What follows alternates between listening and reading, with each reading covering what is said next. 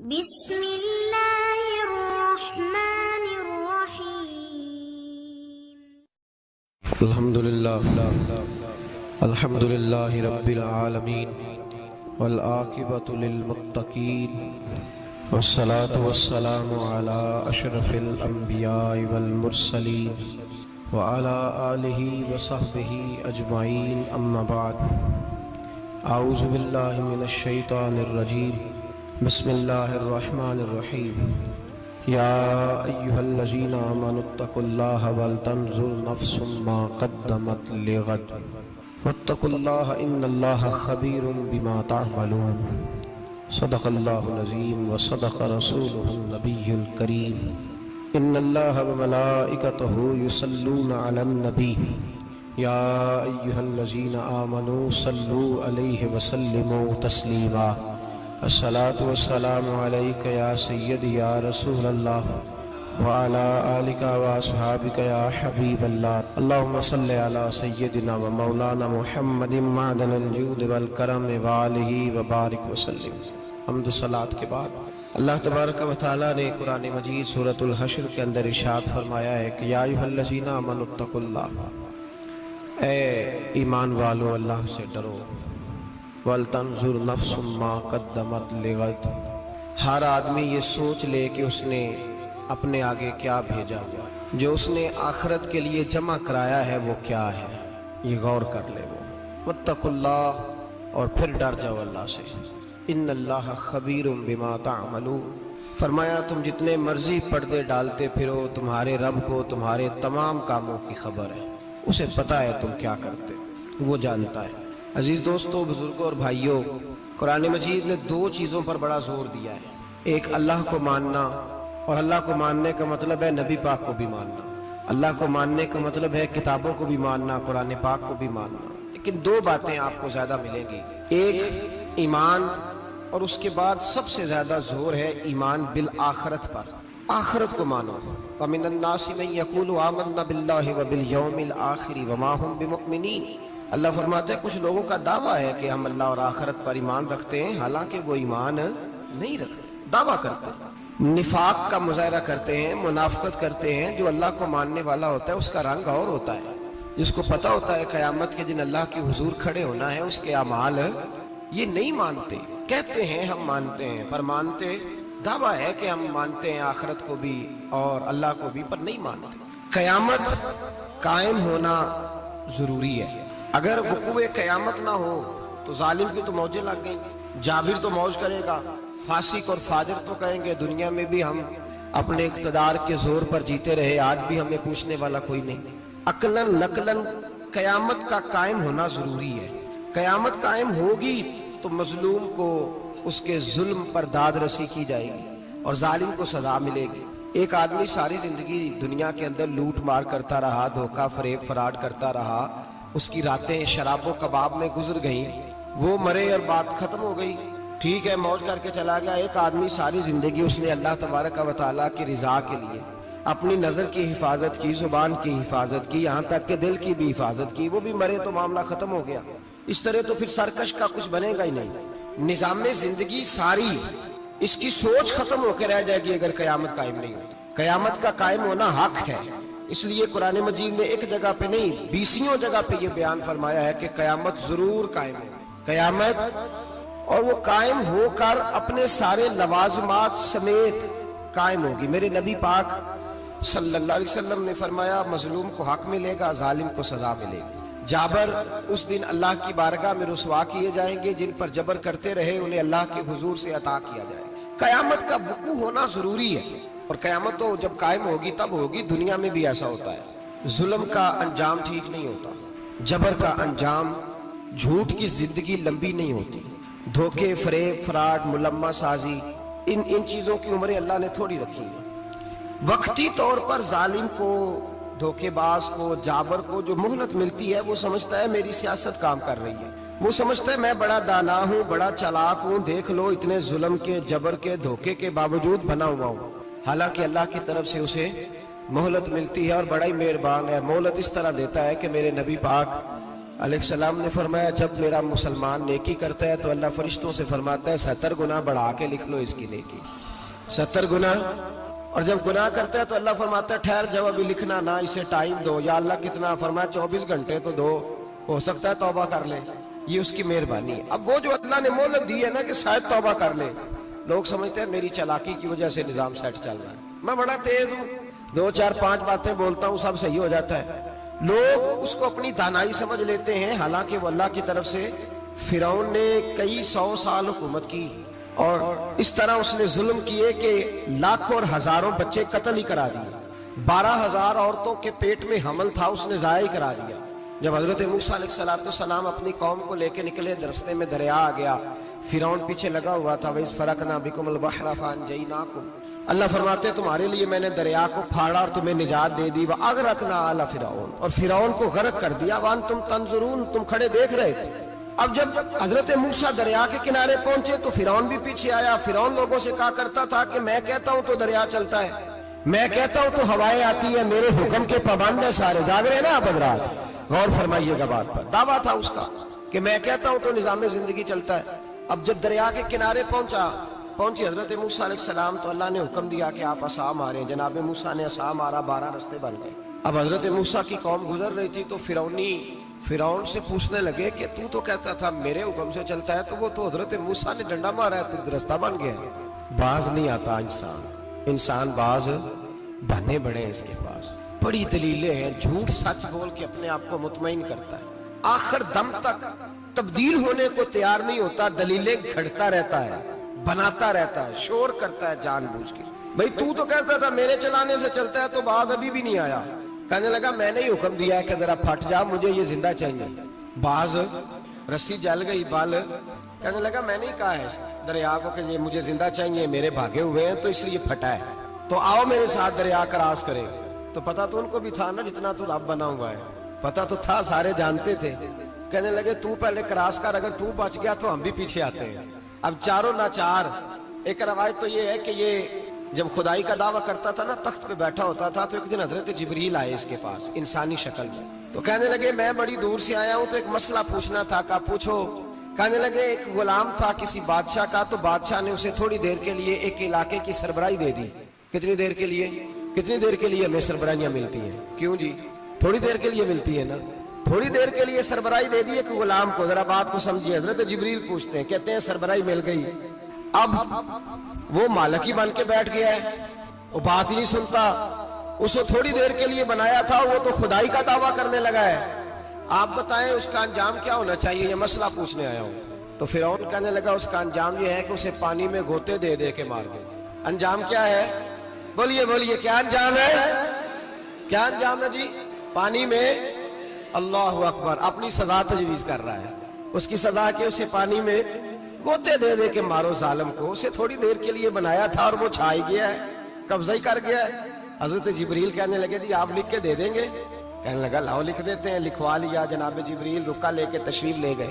اب جب فرعون دریا میں آیا نا تو اللہ نے حکم دیا مل جا۔ جب دریا ملا چیخنے لگا تو حضرت جبریل آئے، کہنے لگے تیرا ہی فتویٰ ہے، یہ تیری سزا ہی ہے نا، ہم بھی بڑی سزائیں تجویز کرتے ہیں، یہ جھوٹا ہے جی، اس کا تو فلانا علاج ہونا چاہیے، تو اگر تو جھوٹ بولے تو یہ فلانا بڑا جاور ہے جی، اس کے ساتھ اس طرح ہونا چاہیے، تو اگر تو یہ کام کرے تو جو سزا تو لوگوں کے لیے تجویز کر رہا ہے تو اپنے بارے میں بھی سوچ۔ اب جب گوتے آئے نا، آخری وقت دیکھا وہ فرعون جو کہتا تھا میری مرضی سے دریا چلتا ہے، علامہ صابی نے تفسیر صابی میں لکھا ہے تڑپ کے رونے لگا۔ جب یہ مزاج ہے، ایک دفعہ اوپر آتا ہے آدمی جب دریا میں جاتا ہے، اوپر آیا تو چیخنے او میرے حواریو خدا کا واسطہ مجھے بچاؤ۔ کہنے لگے تو کہتا تھا میری مرضی سے چلتا ہے، بے بسی ہے، تڑپتا ہے، روتا ہے، وارث شاہ مان کری نہ وارثہ دا، رب بے وارثہ کر کے مار دائی، تڑپ رہا ہے، چلا رہا ہے، کوئی مدد کو نہیں پہنچتا۔ اب جب آخری گھوتا آیا تو کہنے لگا آمنا بے رب موسیٰ و ہارون، میں موسیٰ کے رب کو بھی مان گیا، ہارون کے رب کو بھی۔ اللہ نے فرمایا نہیں، اب تیرا ماننا قابل قبول ہے، اس وقت ماننا تھا جب تجھے مہلت دی تھی، جب تو جوان تھا۔ بڑھاپا آتا ہے، بیماری آتی ہے، جوان آدمی بیماری کا شکار ہوتا ہے تو کہتا ہے یا اللہ ایک دفعہ صحیح کر دے، میں ساری پڑھا کروں گا، ایک دفعہ ٹھیک کر دے، میں مسجد میں رہوں گا، میں اگلے سال اعتکاف بھی کروں گا، میں ساری تراویحیں پڑھوں گا. تو اس وقت پڑھنی تھی جب تجھے مہلت دی تھی, اس وقت پڑھنا تھا جب اللہ نے تجھے آسانی دی, زندگی دی. اگلا وقت یہ حال ایک کا نہیں ہوا. نمرود کو دیکھ لیں, حضرت ابراہیم علیہ السلام کو کہتا تھا میں رب ہوں. آپ نے فرمایا رب تو وہ ہے جو زندہ کرتا اور مارتا ہے. ایک موت کا قیدی بلایا, کہنے لگا ہاں بھائی کتنے دن رہ گئے تھے پھانسی میں؟ کہنے لگا جی پرسوں ہونی تھی. کہا جا تجھے آزاد کیا, لو میں بھی زندگی دیتا ہوں. ایک بے گناہ آدمی کو پکڑ کے قتل کر دیا, کہتا میں بھی مارتا ہوں. حضرت ابراہیم علیہ السلام کہنے لگے تو بیوقوفوں جیسی دلیلیں دے رہا ہے. چل اس طرح کر, میرا رب سورج مشرق سے نکالتا ہے, تو اگر رب ہے تو مغرب سے نکال کے دکھا. اب دلیل کا جواب کوئی نہیں تھا تو کہنے لگا پکڑو اور آگ میں ڈال دو. اللہ کے نبی کو آگ میں ڈالنے والا. یہاں ایک مچھر بیٹھا ہے, 400 سال حکومت کی اور خدائی کا دعویٰ کیا.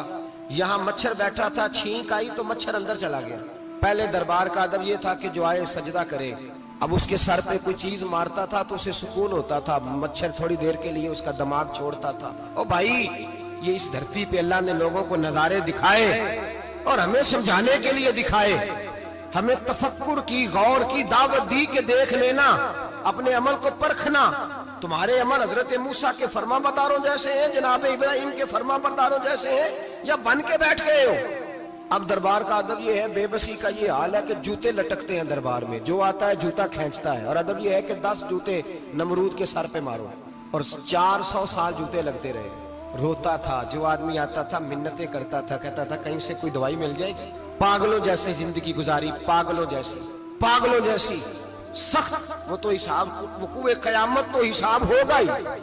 یہاں لوگ پاگل ہو کے مرتے ہیں, معذاللہ نفسیاتی مریض ہو کے مرتے ہیں. یہاں آخری وقت اتنا سخت آتا ہے کہ دنیا موت کی دعائیں مانگتی ہے. میرے بھائی جب انسان ظلم کرتا ہے تو بھول جاتا ہے کہ شاید مجھے پوچھے گا کوئی نہیں. جب وہ زیادتی کرتا ہے تو بھول جاتا ہے. جب وہ کسی کا حق کھاتا ہے تو وہ کہتا ہے شاید اس کا تو وارث ہی کوئی نہیں جس کو میں لوٹ رہا ہوں. لیکن جب اللہ کی پکڑ آتی ہے, حجاج بن یوسف ظالم تھا, اس نے اچھے کام بھی کیے تھے. قرآن پاک پر زیر زبر آراب حجاج بن یوسف نے لگوایا. محمد بن قاسم کو ہندوستان سندھ کے علاقے فتح کرنے بھی حجاج بن یوسف نے بھیجا تھا. ساری خوبیاں اپنی جگہ پر, ظالم بہت بڑا تھا. کسی آدمی نے اس کے سامنے کونے کی طرف منہ کر کے ساتھ والے سے بات کر لی تو کہنے لگا میرے خلاف کیا, اس کو لے جاؤ 2 ٹکڑے کر کے واپس لے آؤ. توتی بولتا ہے نا اقتدار. جب کسی کے ہاتھ اقتدار ہوتا ہے نا, وہ چاہے ایک گھر کا کیوں نہ ہو, وہ 10 بندے فیکٹری میں کام کرتے اور جو ان کا مالک ہوتا ہے وہ کہتا میں مالک ہوں, مجھے مانو. جب تو صاحب اقتدار ہوتا ہے نا, جب تو سسر بن کے بیٹھتا ہے اور کسی غریب گھر کی بہو آتی ہے 2-4 تو کہتا میرا اقتدار ہونا چاہیے. جب میں کھانسنے لگوں تو ہر آدمی کے ہاتھ میں ٹشو پیپر ہونا چاہیے. جب میں بولنے لگوں تو بندے ہوئے ہاتھوں سے ہر آدمی جی کرتا ہوا کھڑا ہونا چاہیے. جس آدمی کا, اور یہ کام بہو بھی کرتی ہے کئی دفعہ, وہ بھی کہتی ہے کہ تمہیں پتہ نہیں میں کتنا لمبا چوڑا جہیز لے کے آئی ہوں.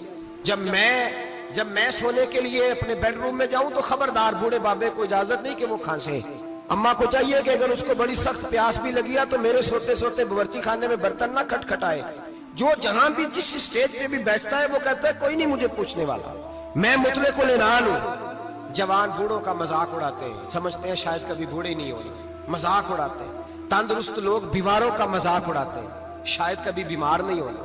حجاج بن یوسف ظالم تھا, ظلم کرتا تھا, زیادتی کرتا تھا. حضرت سعید بن جبیر ایک تابعی بزرگ تھے, اتنے بڑے بزرگ تھے کہ ساری رات نماز پڑھتے تھے, سارا سال روزہ رکھتے تھے.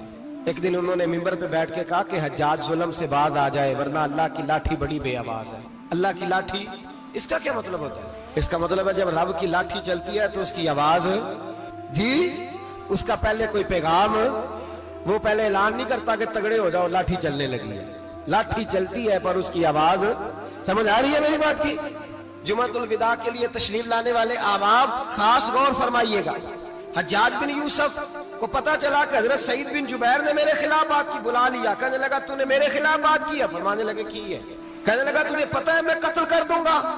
آپ فرمانے لگے نہ تو زندگی کا مالک ہے نہ موت کا مالک ہے, تو کیسے قتل کر؟ کہنے لگا تجھے پتا ہے میرا. فرمایا میں نے تجھے نہیں, میں نے تو کئی شداد, کئی حماد, کئی قارون, کئی فرعون, کئی نمرود دیکھے, کئیوں کی داستانیں سنی. تو کون ہے؟ تو چھوٹا سا ہے.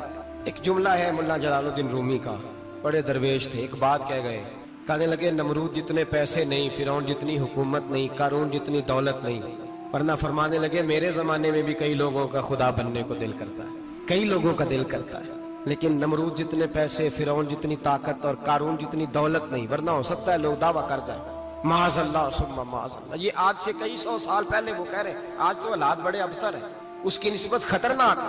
فرمانے لگے حضرت سعید بن جبیر تو زندگی موت کا مالک نہیں، کہنے لگا پکڑو قتل کرو اسے، لے جاؤ۔ جب پکڑ کر کھینچ کر لے جا رہے تھے نا تو حضرت سعید بن جبیر مسکرانے لگے۔ اب ظالم کے سامنے مسکرائے تو اس کو بڑا غصہ آیا، یہ میرا مذاق اڑاتا ہے؟ بلا لیا، ادھر آؤ، کیوں مسکرا رہے ہو، کیا ہوا؟ تو حضرت سعید بن جبیر کہنے لگے میں مسکرا رہا ہوں تیری بیوقوفی پر اور اپنے اللہ کی دی ہوئی ڈھیل پر۔ میں مسکرا رہا ہوں کہ یا اللہ کیا بات ہے، کیا تیرا شان ہے، کیسے لوگوں کو ڈھیل دی ہوئی ہے۔ میں مسکرا رہا ہوں تیری بیوقوفی پر کہ تو سمجھتا ہے شاید مجھے پوچھنے والا کوئی نہیں۔ کہنے لگا اس کو باہر نہ لے جاؤ، میرے سامنے قتل کرو۔ ٹھیک ہے جی، قتل کرنے لگے تو حضرت سعید بن جبیر نے منہ کعبے کی جانب کر لیا۔ انی وجہت وجہی للذی فطر السماوات والارض حنیفا وما انا من المشرکین۔ جب آپ نے یہ آیتیں پڑھی نا کہ میں نے منہ کر لیا ہے اپنے رب کی جانب، کرو مجھے قتل، کہنے لگا نہیں نہیں، اس کا منہ پھیرو، کعبے کی طرف ہو کے قتل نہ ہو، ہے ظالم پر پاگل ہو گیا ہے۔ حضرت سعید بن جبیر کے حوصلے نے شکست دے دی، ناکام ہو گیا، مخبوط الحواس ہو، کہنے لگا اس کا منہ پھیر دو۔ جب کعبے سے پھیرا تو آپ فرمانے لگے للہ المشرق والمغرب فانما تولى فثم وجه اللہ۔ اللہ فرماتا ہے تو مشرق اور مغرب سارا ہی اللہ کا ہے، جدھر بھی منہ کرو گے ادھر اللہ ہی اللہ ہے، جدھر بھی منہ کرو گے ادھر اللہ ہی اللہ ہے، چاروں جانب پھیر دے، جدھر منہ پھیرنا ہے تو نے پھیر دیا منہ۔ حضرت سعید بن جبیر کے گلے پہ خنجر رکھا تو آپ نے ہاتھ اٹھائے، کہنے لگے اے اللہ میرے بعد اسے کسی اور پر مسلط نہ کرنا، میرے بعد کسی اور پر مسلط نہ، بس میں آخری ہوں۔ جب آپ ذبح ہوئے تو اتنا خون نکلا کہ لوگ کہتے ہیں جتنا اونٹ کے وجود سے نکلتا، تر ہو گیا سارا اس کا دربار۔ ایک سمجھدار آدمی کو بلا کے کہنے لگا اتنا خون میں نے پہلے کبھی، میں نے بڑے بندے قتل کرائے ہیں پر اتنا خون نہیں نکلا۔ تو وہ کہنے لگے لوگ مر جاتے، مرتے وقت ڈر جاتے ہیں، سہم جاتے ہیں، خون سکڑ جاتا ہے، لگتا ہے یہ شخص جب دنیا سے گیا ہے تو ڈٹ کے گیا ہے، یہ ڈٹ کے گیا ہے دنیا سے۔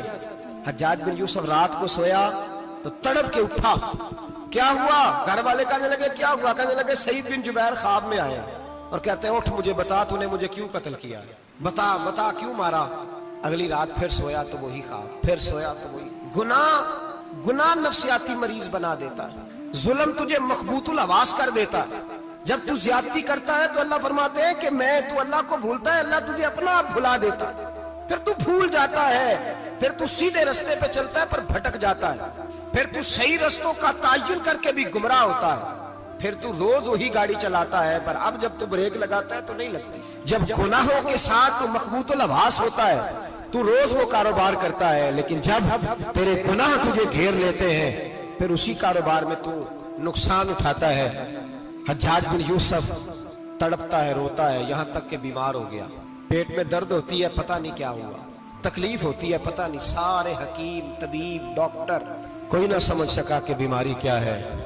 جو بیماریاں خدائی ہوتی ہیں ان کا لوگوں کو پتا، جو آزمائشیں رب کی جانب سے ہوتی ہیں وہ ڈاکٹروں کے ہتھے نہیں چڑھتی، جو تکلیفیں اللہ دیتا ہے ان کا حکیم طبیب علاج نہیں کر پاتے، مشکل، اور شفا اسی وقت ہوتی ہے جب اللہ دینا چاہے، اور جب رب ہی دینا نہ چاہے تو بڑے بڑے ڈاکٹر کہتے ہیں کہ ہمارے بس کی بات نہیں رہی۔ بغداد سے حکیم آئے، پیٹ دیکھا، کہنے لگے نہ تیرے معدے میں کوئی دقت ہے، نہ تیرے جگر میں، نہ کسی اور جگہ، ماجرا کیا ہے؟ ایک آخری علاج ہے، آخری، وہ کیا؟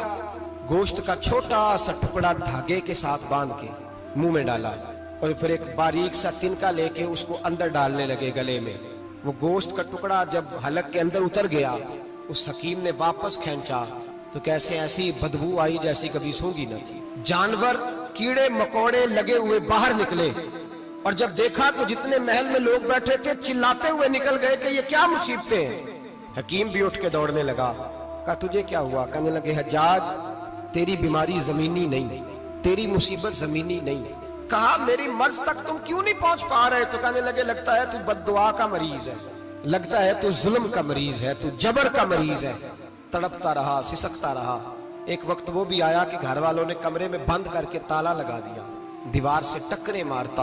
او بھائی جو گناہوں کے بیمار ہوتے ہیں انہیں شفا نہیں ہوتی، جو ظلم جبر بربریت کے بیمار ہوتے ہیں انہیں سکون قلبی میسر نہیں آتا. دوائیاں ان بیماریوں کی بنی ہوئی ہیں جو بیماریاں زمینی ہیں, جو بیماریاں خوراک کی بد پرہیزی سے ہوتی ہیں, جو گناہوں کی بد پرہیزی سے ہوتی ہیں. ان کی بیماریاں, ان کی شفا توبہ ہے, ان کی شفا رجوع اللہ ہے, ان کی توبہ اللہ سے معافی مانگنے سے شفا ہوتی ہے. حجاج جب مرنے لگا تو بلایا, یہ رنگ بھی ذرا ملاحظہ کیجیے گا, 2-4 قریبیوں کو بلایا. پتا ہوتا ہے نا اپنے کرتوتوں کا آدمی کو, پتا سارا ہے سردار نکیتیاں, جب پتا ہوتا ہے سارا. بلا کے کہنے لگا جب میں مر جاؤں تو مجھے رات کو دفن کرنا. کیوں بھائی عورت ہے؟ کہنے لگا نہیں رات کو دفنانا. ٹھیک ہے رات کو دفنا دیں گے. پھر کہنے لگا جب صبح ہو جائے تو صبح ہونے سے پہلے میری قبر زمین کے برابر کر دینا, نشان مٹا دینا. کا وجہ تو کلمہ پڑھتا ہے, حضور کا حکم ہے کہ قبر کم از کم ایک بالش, ایک گیٹ اونچی ہونی چاہیے زمین سے کم از کم, تو تیری قبر مٹا دے. وجہ پتا ہوتا ہے اپنے ظلموں کا. کہنے لگا مجھے پتا ہے لوگ میرے مرنے کے بعد میری قبر بھی نہیں چھوڑیں گے. دنیا میں تو میرے جبر کی وجہ سے کوئی آ نہ سکا, لیکن میری قبر بھی لوگ جنازوں میں باتیں شروع کر دیتے. جنازوں میں نے ایسی بھی داستانیں سنی ہیں کہ کوئی مرا تو لوگ جوتوں کا ہار قبر پہ ڈالا ہے. نہیں بھائی تو جب زندہ تھا تو تیرے جبر ظلم کی وجہ سے نہیں کو بول سکا. ایک تو ہے قیامت میں حساب ہوگا, یہاں دنیا میں حساب ہونے لگتا ہے. اتنی لمبی زبانیں لوگوں کی لٹک کر مرتے وقت باہر نکل آتی ہیں. دعا کریں, جمعہ ہے, اللہ تعالیٰ ایمان کی موت عطا فرمائے. دعا فرمائے رب تعالیٰ اللہ تبارک و تعالیٰ توبہ کر کے جانے کی توفیق عطا فرمائے. جاگے اور سنے اور دعا کرے, اے اللہ تو ہمیں ظلم سے ویسے ہی محفوظ فرما. اگر ہم زیادتی کرنے لگے تو اے اللہ ہمیں اس سے منع فرما, ہمیں اس سے تو یہ توفیق دے کہ ہم بھاگ آ جائیں اس گناہ سے. میرے بھائی ایک تو دنیا میں سزا ہے, پھر قیامت کی سزا ہے, اور وہ زیادہ سخت ہے, وہ زیادہ سخت ہے. ہم لوگوں نے نا ہیلے بہانے بڑے بنائے ہوئے ہیں. بینک کے ساتھ کاروبار کرنے والا کہتا ہے نہیں مجبوراً لیا ہے, مجبوراً. مر رہا تھا تو آخری لمحوں پہ تھا تو جائز ہے, جائز ہے. اس وقت جب تجھے کھانے کو لقمہ نہ لگے تو حرام کھانا بھی جائز ہے. کیا دقت تھی؟ کیوں اللہ رسول کے مقابلے میں کھڑا ہوا تو؟ کیوں سود کا دھندا کیا؟ کیا تکلیف تھی؟ کہاں تو الجھ گیا تھا؟ ہم جان بوجھ کے اپنے لیے جہنم کٹھی کرتے ہیں, پھر کہتے ہیں سکون نہیں زندگی میں. کہاں سکون آئے گا؟ کیسے آئے گا؟ ہم نے خود آگ لگائی ہے چمن میں اپنے. جو قیامت کی سزا ہے, میرے نبی پاک علیہ السلام نے فرمایا رب تمہیں سامنے کھڑا کرے گا. اور کس طرح کھڑا کرے گا؟ فرمایا لوگوں کے وجود سے کپڑے اتر جائیں گے, زمین اس طرح دہکے گی جس طرح تانبا زمین پہ رکھا جائے اور آگ جلائی جائے. تانبا دیکھا آپ لوگوں نے؟ یہ بھی گرمی گزری ہے نا, تو فرش پر جب سورج پڑتا تھا تو ننگے پاؤں چلا نہیں جاتا تھا. صحیح کہہ رہا ہوں؟ ننگے پاؤں, بچے کا پیر زمین پہ لگتا ہے تو چیخ اٹھتے ہیں, کہتے ہیں وہ جل گیا پیر. حالانکہ یہ فرش دنیا کے. اور اگر تانبے کے اندر خاصیت ہے کہ اگر کوئی دھات جلدی اور زیادہ گرم ہوتی ہے تو وہ تانبا ہے. میرے نبی نے مثال دی تو اس کی دی جو سخت تھا. فرمایا تانبے کی طرح زمین تپائی جائے گی اور پھر ننگے پاؤں رب تمہیں کھڑا کرے گا. آج سورج کی پشت تمہاری جانب ہے, قیامت میں منہ تمہاری جانب ہوگا. نیزہ آپ نے دیکھا ہوگا, نیزہ ہوتا تھا. فرمایا یہ جو تم نیزے دیکھتے ہو صرف 1.25 نیزے کے برابر سورج قریب آ جائے گا اور پھر اللہ تمہیں سامنے کھڑا کر کے تم سے سوال جواب کرے گا. اور حضور نے کہہ دیا ہے تو اب کسی نعت خواں کے کہنے سے بات بدل سکتی, کسی پیر کے کہنے سے جملہ بدل سکتا, کسی خطیب کے کہنے سے فکر نہ کرنا وہ سامنے جنت پڑی ہے, اب بات بدل سکتی. خدا کی رحمت پر بھروسہ رکھنا ضروری ہے, نبی پاک کی شفاعت کی امید رکھنا. بولیے. لیکن جو حضور نے بیان کیا ہے اس کو ماننا بھی یہ بھی ضروری ہے. میرے نبی پاک نے فرمایا اللہ تم سے حساب لے گا اور اللہ پوچھے گا, تم نے جواب دینا ہے. حضور کس شے کا؟ فرمایا جو پہنتے ہو اس کا جواب نہیں دینا, جو کھاتے ہو اس کا جواب نہیں دینا, جو اللہ کے راستے میں دیتے ہو اس کا جواب, باقی ہر شے کا جواب دینا ہے. ادھر جو پلاٹ ہے اس کا بھی جواب دینا ہے, اور جو بچوں کو پیسے بتائے ان کا بھی جواب دینا ہے, جو چھپائے ہیں ان کا بھی. ثم لتسألن یومئذ عن النعیم, جو کمیٹی اپنے محلے میں ڈالی ہے اس کا بھی جواب دینا ہے, جو سسرال کے علاقے میں ابا جی سے چوری ڈالی ہوئی ہے اس کا جواب بھی, سب کا جواب دینا ہے, تمام حساب کتاب. اور اللہ فرماتے ہیں میں سامنے کھڑا کر کے ہر سوال کا تجھے ہر سوال کا جواب. اچھا یہ جو بڑے لوگ تھے وہ حساب سے ڈرتے تھے, ہم چھوٹے لوگ ہیں ہم حساب سے ہم نہیں ڈرتے, ہم کہتے ہیں دیکھی جائے گی. بڑے لوگ جو تھے وہ حساب سے حضرت ابو بکر صدیق دعا کرایا کرتے تھے, دعا کرو اللہ مجھ سے حساب نہ پوچھے. حضرت عمر فاروق رضی اللہ تعالیٰ عنہ اپنے بیٹے سے کہتے تھے, بیٹا اپنے باپ کے لیے رحمت کی دعا کرنا, میں درگزر والا ہوں, میں حساب والا کوئی نہیں. بڑے لوگ ڈرتے تھے, بڑے لوگ. حضرت عثمان غنی قبر پہ کھڑے ہوتے تھے تو داڑھی آنسوؤں سے بھیگ جاتی. غلام کہتے ہیں حضور 3 دفعہ نبی پاک نے آپ کو جنت کی بشارت دی, 3 دفعہ بشارت دی ہے, تو آپ کیوں اتنا روتے ہیں؟ عثمان غنی فرماتے جس رسول نے مجھے جنتی کہا ہے اسی محبوب نے مجھے فرمایا تھا عثمان قبر آخرت کی منزلوں میں سے پہلی منزل ہے. اور آپ فرماتے میرے تو کمرے میں دیا گل ہو جائے تو مجھے ڈر لگتا ہے, اس میں تو مکمل اندھیرا ہے. آپ فرماتے کھڑکیاں بند ہو تو دم گھٹنے لگتا ہے, اس کو تو دروازہ ہی کوئی نہیں, روشن دان تک نہیں. بھائی جو بڑے تھے وہ ڈر رہے تھے. مولا علی شیر خدا نماز کا وضو کر کے کانپتے تھے, کانپتے. علی آپ مرحب کے سامنے نہیں کانپے, خیبر کا دروازہ اکھاڑتے نہیں کانپے, بدر احد خندق حنین اور خیبر میں نہیں کانپے, تو یہاں آپ فرمانے لگے مالک کے سامنے جاتے ہوئے ڈر آتا ہے. بڑے لوگ کانپتے تھے, بڑے لوگ. آج کون سا جمعہ ہے؟ سارے بولیے. حالانکہ یہ اگلے سال دوبارہ آئے گا, ہمارا نہیں پتا کہ ہم ودا ہو جائیں کہ کیا بنے. یہ کون سا جمعہ ہے؟ آیا جمعہ تو ودا آئے ہم. آج ایک فکر لے کر کے جانا, ایک سوچ. جہاں روز رات کو بیٹے کی ٹینشن, بیٹی کی ٹینشن, بھائی کی ٹینشن, پوتے کی ٹینشن ہوتی ہے نا, ایک ٹینشن اور اپنے آج ایک ٹینشن بڑھا لو, قبر کی ٹینشن پیدا کر لو, قیامت کی تھوڑی سی فکر کر لو, تھوڑی سی, ایک لمحے کے لیے صحیح تھوڑا خیال پیدا کرے. حضرت حسن بصری نام سنا ہوا ہے نا, یہ حضرت علی کے شاگرد ہیں. نبی پاک کے گھر میں آ جاتے تھے کئی دفعہ, بچے تھے جب. حضرت حسن بصری تابعی ہیں.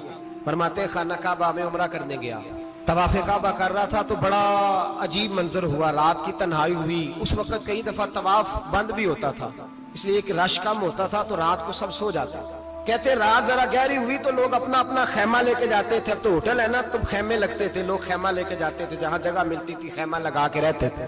فرماتے میں رات کو سویا خیمے میں, ایک دردناک آواز آئی, میٹھی ہے دھیمی ہے پر درد بڑا ہے.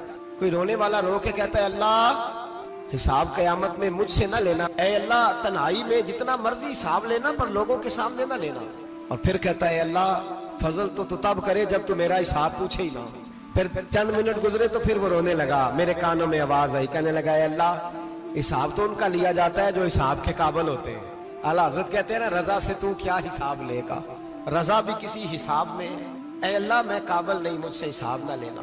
کہتے تھوڑی دیر گزری تو پھر وہ رونے لگا, پھر ذرا سانس سنبھلے تو پھر کہنے لگا اے اللہ میں تو لوگوں کو کوئی بندہ حساب پوچھ لے تو نہیں دے سکتا, میں تجھے کیسے حساب دوں گا. پھر تڑپنے لگا. کہتے تھوڑی دیر گزری تو پھر ایک لفظ انہوں نے کہے رونے والے نے, کہنے لگے اللہ دیکھ تیرے محبوب کا فرمان ہے جو معافی مانگے تو اسے معاف کر دیا کرتا ہے. اے اللہ میں معافی مانگنے آیا ہوں اور مسجد نہیں آیا, میں کعبۃ اللہ ہی آ گیا ہوں. کہتے ہیں وہ اتنا روئے کہ چیخ آئی ان کی, اور جب دھڑام سے کوئی زمین پہ گرا تو میں پریشان ہوا کہ اب تو بے ہوش ہو گیا. فرماتے ہیں میں زور سے اٹھا فٹافٹ اور اس شخص کی طرف بڑھا. میرے دل میں خیال ہے کوئی گناہگار ہے بیچارہ, تو چلو میں بھی دعا کرتا ہوں, اس کو کہتا ہوں بیٹے فکر نہ کر, اللہ تیری مدد کرے گا.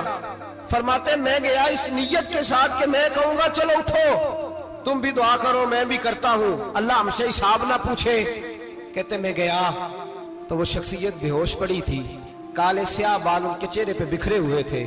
کہتے لوگوں جب میں نے زلفیں ہٹائیں چہرے سے تو میرا وجود کانپنے لگا آسمان ٹوٹ پڑے گا, زمین پھٹ جائے گی, ستارے بکھر جائیں گے, آج بہ جائیں گے سمندر.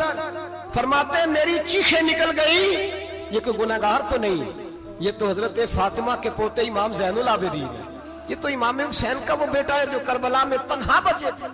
فرماتے میں امام کا چہرہ دیکھا تو بھاگ کے آیا, اور میں نے اپنی داڑھی ان کے پیروں کے ساتھ مس کی, اور میں نے کہا حضور اٹھیے. امام اٹھے تو میں نے کہا شہزادے تیرے تو اشارے سے اللہ کئی گناہگاروں کو بخشے گا, تیری تو دعا سے اللہ بخشے گا, یہ کیا کر رہے ہو؟ تو امام زین العابدین کہنے لگے حسن بصری ادھر آ یار, ادھر آؤ بزرگو, میرے دادا کے پاس رہنے والے ہو, میں نے نا آج ہی سنا ہے کہ اس کا عذاب بڑا سخت ہے, آؤ میرے لیے دعا کرو, اللہ پاک مجھ سے حساب نہ پوچھے. کہا حضور نہ کریں.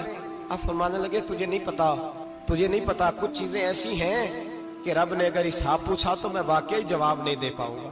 चल कर मेरे लिए दुआ। कहते मैंने हाथ बांधे, हुजूर मैं नहीं करता। उठा कह, फरमाते मैंने हाथ उठाए, मैंने कहा अल्लाह तेरे रसूल का शहजादा है, ये तेरे रसूल का शहजादा है, ये कह रहा है तो फजल कर। ओ भाई जो बड़े थे वो तो तड़पते थे, सिसकते थे। अबू अली हीती कहते खाना काबा में पत्थर पे सर रगड़ रगड़ के कोई बूढ़ा कह रहा था, ऐ अल्लाह अव्वल तो हिसाब ना लेना, और अगर लेना तो मुझे अंधा करके उठाना, मैं तेरे नेक बंदों के सामने शर्मिंदा नहीं। इकबाल रो पड़े। इकबाल, कुछ लोगों ने लिखा है ये आखिरी रुबाई है डॉक्टर इकबाल की, आखिरी। इसके बाद शायद उसने कलाम ने, कुछ सीरत निगारों का ख्याल है। इकबाल मदीने की तरफ मुंह करके कहने लगे तू गनी अजहर दो आलम मन फकीर, अल्लाह तू गनी है मैं तो फकीर हूँ, रोज मक्षर उज्र हाय मन पजीर। ए अल्लाह अव्वल तो मेरा कोई उज्र कबूल कर लेना मक्षर के दिन, और अगर ना करना हुआ अगर तुम्ही बीनम हिसाबम ना गुजीर, अगर जरूर ही मेरा हिसाब लेना है, ए अल्लाह अगर तूने जरूर लेना है, ए अल्लाह अगर जरूर ही लेना हिसाब, अव्वल तो मेरा उज्र मान लेना, मेरी कमजोरी पे रहम करना, ए अल्लाह मेरे बुढ़ापे पर मेरी कमजोरी पर रहम करना, अगर जरूर हिसाब लेना है अज निगाहे मुस्तफा पिन्हा बगीर, तो ए अल्लाह जरा हुजूर की निगाहों से ओझल करके लेना। ए अल्लाह मुझे शर्म आएगी, मेरे मुस्तफा करीम फरमाएंगे मैं तो तुझे हर बात समझा के आया, एक एक जगह तेरी रहनुमाई करके आया, तू कैसे अमल कमा, जरा ओझल करके अज निगाहे मुस्तफा पिन्हा बगीर, जरा हुजूर की आंखों से ओझल करके साइड पे करके लेना, मैं बर्दाश्त नहीं कर पाऊंगा। हजरते अबू अली ईती कहते हैं बाबे ने सर रखा हुआ है और कहते हैं अल्लाह मुझे अंधा करके उठाना। फरमाते मैं गया, मैंने कहा चलो मैं दुआ करता हूं जाके। फरमाते जब मैंने जाके बुजुर्गों की कमर पे हाथ रखा, उनका चेहरा देखा तो ये कोई गुनाहगार तो नहीं, ये तो बगदाद के पीर अब्दुल कादिर जिलानी है, ये तो महबूब सुभानी गौसे समदानी है, ये तो वो शख्स है जो कदम लगाए तो अल्लाह विलायत अता करता है। जो बड़े थे वो डर रहे थे। मोइनुल मिल्लत वद्दीन अताए रसूल हिंदुल वली गरीब नवाज हजरत ख्वाजा मोइनुद्दीन अजमेरी रहमतुल्लाह अलैह, ख्वाजा कुतुबुद्दीन बख्तियार काकी को तन्हाई में बुला के कहने लगे मोइनुद्दीन सैयदजादा है, मोइनुद्दीन हुजूर के खानदान में पैदा हुआ है, मोइनुद्दीन से इसके पीर को बड़ी उम्मीदें थी, मोइनुद्दीन को रसूल पाक ने हिंदुस्तान भेजा था, पर कुतुबुद्दीन यार मोइनुद्दीन तबलीग का हक नहीं अदा कर सका। हजरत ख्वाजा कुतुबुद्दीन कहने लगे हुजूर 90 लाख तो मुसलमान कर दिए, और क्या हक था? फरमाया नहीं, जब तू तहज्जुद की नमाज पढ़े ना बेटा अपने लिए दुआ मांगना तो खुदा से कहना मौला मेरे पीर की कोताहियां माफ कर। वो जिस एजाज का था वो काम नहीं कर सकता, जो बड़े थे उनकी तो बातें बड़ी थी। ये जो हम छोटे आए हैं ना नए, टिकटें देते फिरते हैं, टिकटें, बेनमाजी जाहिल अनपढ़ पीर टिकटें बांटता है लोगों को, तू भी बख्शा है तू भी बख्शा है। वो 90 लाख लोगों को राय हक पर लगा के भी कहते थे नहीं हक तो ये है कि हक अदा ना हुआ, हक तो ये है कि हक कोई शाही पल्ले नहीं, डटा हुआ खड़ा है मुसलमान, डटा हुआ। ये हिसाब सुने। किसी ने हजरत अबू हुरैरा से कहा कि कोई ऐसी हदीस सुनाओ जो आपको भी बड़ी महबूब हो। हजरत अबू हुरैरा ने चीख मारी, रोने लगे और बेहोश हो गए। फिर हिलाया, पानी पिलाया, उठे, कहा हुजूर बात की थी, हदीस सुनाए, फिर रोने लगे। हमें तो नहीं ना रोना आता, हमें तो तब आता है जब बेटा बात ना माने, हमें तो तब आता है जब कारोबार में नुकसान हो जाए, हमें तो तब रोना आता है जब हमारा कोई दोस्त हमारे बारे में गलत बात कर दे, बेइज्जती दुनिया की हो जाए। हजरत अबू हुरैरा 3 दफा होश आया, 3 दफा रोए और कहने लगे अजीजों ये वो वाली हदीस है कि मैं सोचता भी हूं तो मैं तड़प उठता हूं। कहा कौन सी हदीस? तो हजरत अबू हुरैरा कहने लगे मैंने नबी पाक से सुना है कयामत में सबसे पहले उलमा का हिसाब होगा, सबसे पहले उलमा का। रब करीम फरमाएगा तुम्हारी दीन के नाम पर बड़ी मौजें थी, तुम्हारे बड़े पोस्टर छपते थे, लाइनें बना के लोग तुम्हारे हाथ चूमते थे, लोग तुम्हारी घड़ी को भी चूमना अपने लिए सादत समझते थे। बताओ मेरे रसूल के नाम पर खाने वालों क्या करके आए हो? अमल बताओ, अमल। मौज बड़ी की ना तुमने, बताओ अमल। उलमा आलिम अर्ज करेगा ए अल्लाह मैं जगह जगह तेरे रसूल के दीन की बात करता था, मैं कुरान के दर्स देता था, मैं रातें बेदार रह के तैयारियां करता था, मैं जो बन सका किया।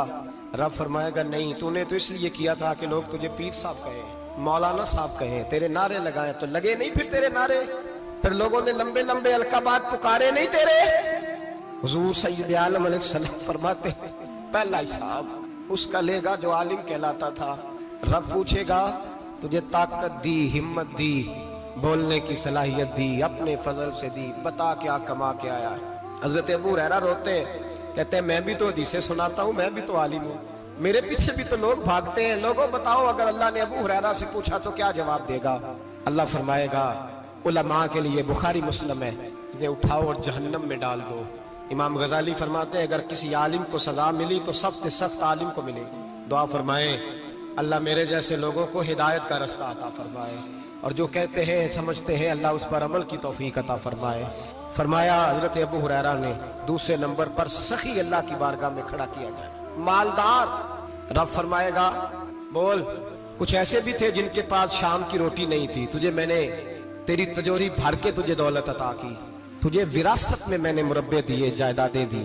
बता वो कुछ वो थे सवेरे मजदूरी करने जाते थे, कमा के लाते थे, हजारों रुपया तेरी बैंक में पड़ा था, बता क्या किया तूने? ऐ अल्लाह मैंने मस्जिद में दिए, मदरसे में दिए, 30 दिन इफ्तारियां पकाता रहा। अल्लाह फरमाएगा तू झूठ बोलता है, तू सारा कुछ इसलिए करता था कि लोग तुझे सखी कहे। हाँ हाँ तेरा ऐलान हुआ मस्जिद में, लोगों ने कहा वो देखो कितने पैसे दे रहा है, इसका वो देखो नाम लिखा हुआ है अस्पताल के एक कोने में कि ये वाला ब्लॉक फलां सेठ साहब ने बनाया, ये देखो लिखा हुआ है कि ये कमरा मदरसे का इसने बनाया, तो लिख दिया गया, नारे लग गए, अब जा दौड़ जा। अल्लाह जहन्नम में फेंक देगा। फरमाया फिर शहीद खड़ा किया जाएगा। हाँ भाई तुझे ताकत दी, हिम्मत दी, बता कहां खर्च की, कहां? ए अल्लाह शहीद ही हो गया। फरमाया वो तो इसलिए हुआ था कि लोग तुझे शहीद कहे, बहादुर कहे, तेरे नाम पे रोड का नाम रखा जाए, तमगाए हुस्ने कारकर्दगी मिले सो मिल गया। मेरे लिए बता क्या करके आया है मेरे लिए, इसे उठाओ और जहन्नम में फेंक दो।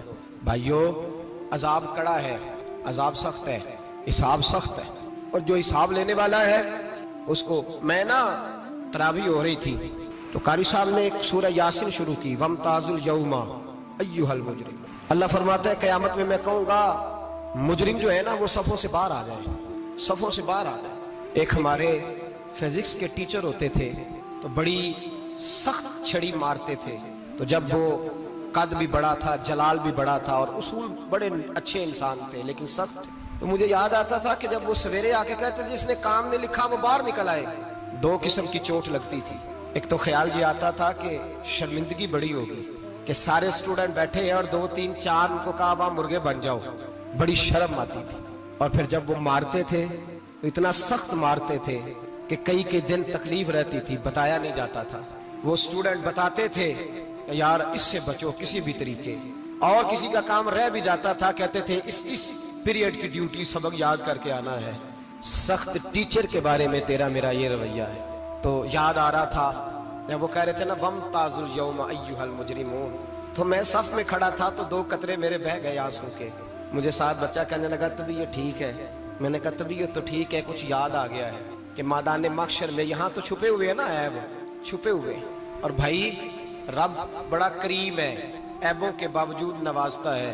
मेरा दावा यह है अगर हमारे ऐब खुल जाएं, लोग हमें धरती पे जीने ना दें, लोग जीने ना दें, निकाल दें, अपने भी हमें बर्दाश्त ना करें, ये तो उसका करम है। पता सारा है सरदार नु कीतियां दा, पर्दा चपाया ही तेरा भला होसी। वमताजुल यौमा अय्युहल मुजरिमून। अल्लाह फरमाएगा मुजरिम बाहर आ जाए। या अल्लाह क्या होगा जब सवाल जवाब होंगे? तो रब फरमाते हैं तेरी जुबान पे मोहर लगा के बंद कर दूंगा, तेरे हाथ बोलेंगे, पैर बोलेंगे, सर बोलेगा, पेट बोलेगा। उस वक्त की फिक्र पैदा करें, टेंशन पैदा करें। वकूए कयामत हक है। और बांध के ना लोग पैर बांध के जोर के साथ बांधते। सगा बेटा जब कब्र में दफन करता है ना तो वो भी कहता है वो कोना, ये कोना थोड़ा सा मिट्टी कम है, यहाँ भी मिट्टी डालो। पहले लोग रोजाना जाते हैं, फिर हफ्ते के बाद, फिर महीनों बीत जाते हैं। कुछ कब्रें ऐसी भी हैं जिन पे खड़े हो तो लगता है कब्रें रो रही हैं और कहती हैं जाओ मेरे घर वालों से जाके कहो कोई फेरा ही लगा जाए। वो एक दफा आए तो सही, कोई मट्टी नहीं डालता। बादशाहों की कब्रें रोती हैं, सरमायादारों की कब्रें रोती हैं, कोई जाता नहीं। इतने इतने मोटे सुराख है कब्रों में, आप अपने शहर के कब्रिस्तान फिर के देख लें, सुराख है। ओ भाई हजरत मौला अली शेर खुदा कब्रिस्तान गए تو پہلے رونے لگے، پھر کہنے لگے قبروں والوں کیا حال ہے تمہارا؟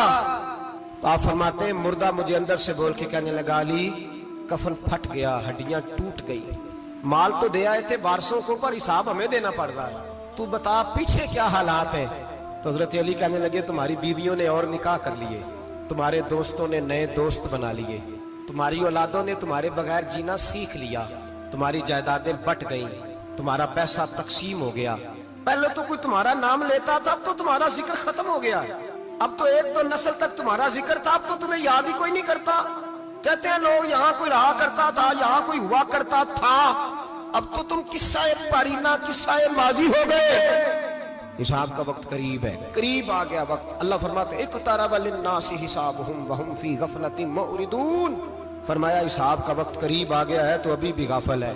جمعۃ الوداع ایک پریشانی لگانے کا ارادہ تھا، بڑی پریشانیاں پالی ہیں، ایک پریشانی اور پال لو، جس کو یہ پریشانی لگ جائے اس کے عمل سنورنے لگ جاتے ہیں۔ یہ پریشانی پال لو کہ اگر مجھے حساب دینا پڑے، حضرت عمر کا فرمان، آپ فرمایا کرتے تھے اپنا حساب خود کر لو قبل اس کے کہ اللہ تمہارا حساب کرے، خود کر لو اپنا حساب، خود کھاتے ٹھیک کر کے رکھو، چیک کر کے رکھو۔ میری دعا ہے اللہ پاک ہمیں ان میں شامل کرے جن کو وہ معاف کرنے والا ہے۔